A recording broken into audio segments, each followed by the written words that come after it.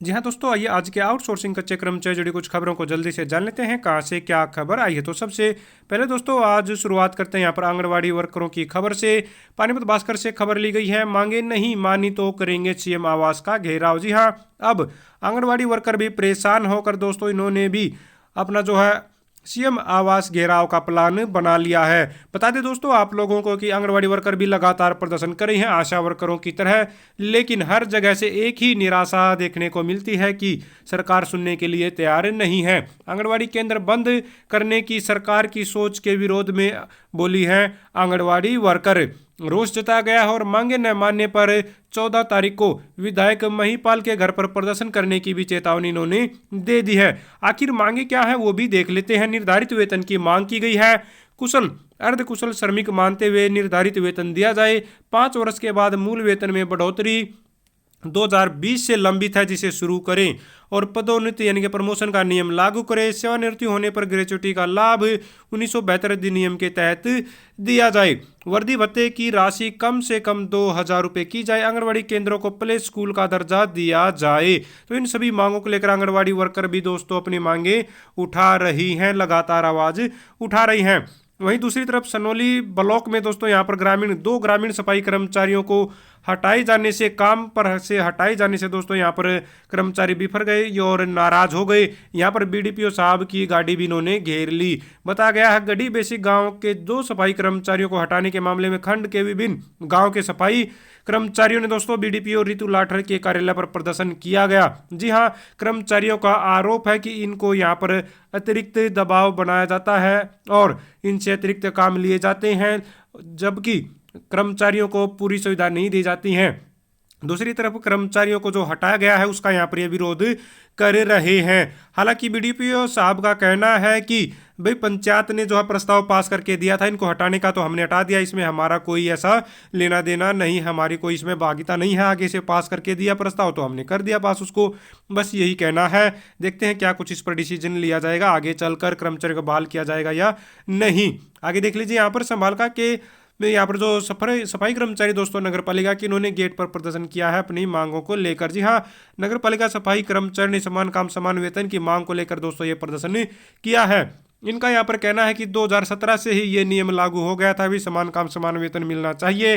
कई नगर पालिका नगर निगम नगर परिषदों में इसे लागू भी किया गया है, लेकिन संभालका नगर पालिका में इसको लागू नहीं किया गया है, जिससे कर्मचारियों को भारी लॉस का सामना करना पड़ रहा है।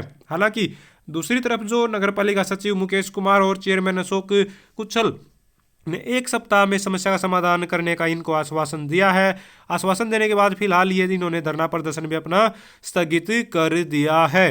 चंडीगढ़ से देख लेते हैं, कॉन्ट्रेक्चुअल असिस्टेंट प्रोफेसर मांगों को लेकर एडवाइजर से मिले हैं। जी हाँ, भाजपा के प्रदेश अध्यक्ष अरुण सूद की अगुवाई में गवर्नमेंट कॉलेजों में दोस्तों लगभग ये मान लीजिए 1,000 से ज़्यादा जो लेक्चरर और असिस्टेंट प्रोफेसर 20-20 सालों से काम कर रहे हैं, वो अपनी नौकरी की सुरक्षा को लेकर यहाँ पर ये मिले हैं चंडीगढ़ प्रशासन से। चंडीगढ़ प्रशासन से इन्होंने मांग की है कि कर्मचारियों को एक तरह से इनकी नौकरी सुरक्षित करने के लिए पक्का करने की पॉलिसी बनाई जाए। इतने लंबे समय से कर्मचारी अब ये काम करे हैं ना, तो अब ये दोबारा से कहीं पर फार्म अप्लाई कर सकते हैं, न ही कोई और कार्य इधर उधर कर सकेंगे। तो चाहते हैं कि इनकी जो नौकरी है कॉन्ट्रैक्ट पर उसको स्थायी कर दिया जाए सरकार के द्वारा कानून बनाकर। शीर्षा भास्कर से खबर है, हठधर्मिता के खिलाफ बिजली कर्मचारी 22 को निकालेंगे आक्रोश मार्च। जी हां, all Haryana power corporation worker union संबंधित सर्व कर्मचारी संघ ने दोस्तों यहाँ पर ये बात बोली है। भाई सर्व कर्मचारी संघ में आक्रोश है। सर्व कर्मचारी संघ से रिलेटेड जो all Haryana power corporation worker union है दोस्तों, इन्होंने यहाँ पर जो विभाग की हठधर्मिता है, प्रशासन की जो एक तरह से कह सकते हैं धर्मिता, उसके खिलाफ ये प्रदर्शन करेंगे 22 तारीख को। बता दें आप लोगों को, all Haryana power corporation worker union का सिरसा में धरना चला हुआ है। 16 सूत्रीय मांगों को लेकर बिजली मंत्री से भी बातचीत हुई थी, सीनियर अधिकारियों से भी बातचीत हुई थी, लेकिन कोई बात सिरे नहीं चढ़ी, इनकी मांगे नहीं मानी गई, तो जिससे कर्मचारी नाराज होकर धरने पर बैठे हुए हैं। कुरुक्षेत्र से खबर है, 18 को जन स्वास्थ्य अभियांत्रिकी मंत्री के आवास का घेराव करेंगे कर्मचारी। आरोप है कि कर्मचारी की मांगों व समस्याओं को लेकर अनदेखा किया जा रहा है। हर जगह से लगभग यही समस्या देखने में आ रही है। लेकिन कर्मचारी अपनी मांगों को लेकर इकट्ठा होते हैं, आवाज उठाते हैं, बावजूद इसके यहाँ पर उनकी अनदेखी की जाती है और मांगों को नहीं माना जाता है, सुनवाई भी नहीं की जाती है। यहाँ पर इन्होंने बताया कि हरियाणा सरकार कर्मचारियों की मांगों व समस्याओं को लेकर निरंतर अनदेखी कर रही है। अब तक संगठन को बातचीत के लिए भी कोई बुलावा नहीं आया है, जिसको लेकर कर्मचारियों में रोष है। संगठन द्वारा जन स्वास्थ्य अभियांत्रिकी मंत्री डॉक्टर बनवारी लाल के बावल आवास का घेराव 18 अक्टूबर को किया जाएगा। तो कर्मचारी नाराज होकर यहाँ पर आवास का घेराव करने जा रहे हैं। यहाँ पर जो बता दें बनवारी जी हैं मंत्री जी। यमुनानगर से खबर देख लीजिए। आशा वर्कर बोली, सरकार ने मांगे न मानी तो चुनाव में भाजपा के खिलाफ करेंगी प्रचार। जी हाँ, आशा वर्कर भी लगातार प्रदर्शन कर रही हैं। 2 महीने दोस्तों इनको हो गए हैं। बताया गया है आशा वर्कर ने पूर्व डिप्टी स्पीकर अकरम खान को सौंपा है मांग पत्र। तो यहाँ पर अकरम खान जी को मांग पत्र सौंपा गया है आशा वर्करों के द्वारा। और आशा वर्कर आप लोगों को ये तो पता ही चल गया कि भाई धरने पर बैठे हुई हैं, लेकिन दूसरी तरफ आशा वर्करों ने आरोप भी लगाया है विभाग पर। भाई 60 दिन से धरने पर बैठी हैं आशा वर्कर। स्वास्थ्य विभाग पर लगाए हैं पेमेंट रोकने के आरोप। तो पेमेंट रोकने के आरोप भी लगाए गए हैं।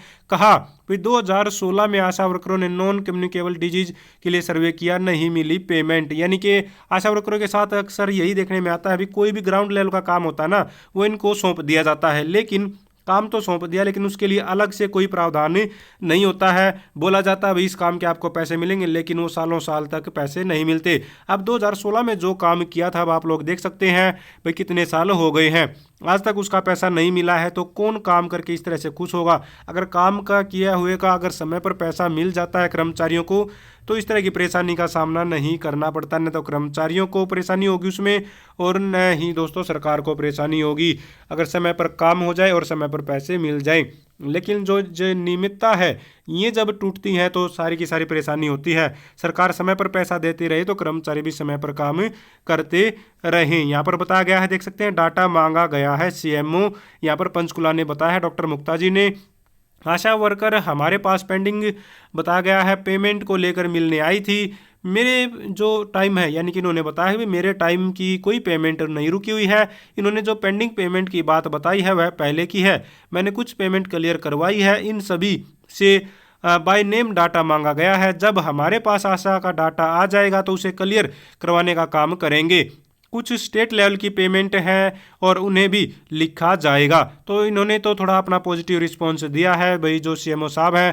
तो देखते हैं क्या कुछ रहेगा, उम्मीद करते हैं सीएमओ साहब इस पर जरूर कार्रवाई करेंगे। तो आशा वर्कर लगातार परेशान है, अपनी मांगों को लेकर आवाज़ उठा रही है। 1 महीने से, 1 महीने तो क्या अब तो ज़्यादा हो गए, 2 महीने हो गए हैं, 60 दिन के करीब इनको हो गए हैं। चरखी दादरी बराड़ा से खबर है, कल करनाल में होने वाली मजदूर ललकार रैली होगी ऐतिहासिक। सीटू, जी हाँ, कल 8 अक्टूबर को प्रदर्शन होने जा रहा है दोस्तों करनाल में। बड़ा ये ललकार रैली, काफ़ी दिन से इसकी तैयारियां चल रही हैं। इसमें सीटू से रिलेटेड दोस्तों जो संबंधित जितनी भी यूनियन है, जिसमें आशा वर्कर है, निर्माण मजदूर है, ग्रामीण चौकीदार, ग्रामीण सफाई कर्मचारी, anganwadi worker, mid day meal कर्मचारी व अन्य 20 संगठन शामिल होंगे।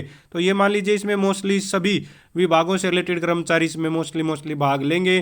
तो काफ़ी बड़ी ये रैली, ललकार रैली होने जा रही है। कर्मचारी अपनी मांगों को लेकर करनाल में ये करने जा रहे हैं। तो दोस्तों ये थी सारी की सारी आज की आउटसोर्सिंग कच्चे कर्मचारी जुड़ी खबरें। अगर आप भी चाहते हैं हरियाणा में एजुकेशन से रिलेटेड कच्चे कर्मचारी जुड़ी खबरें समय पर पाना तो चैनल को जरूर सब्सक्राइब करें, वीडियो को लाइक करें, दोस्तों के साथ शेयर करें।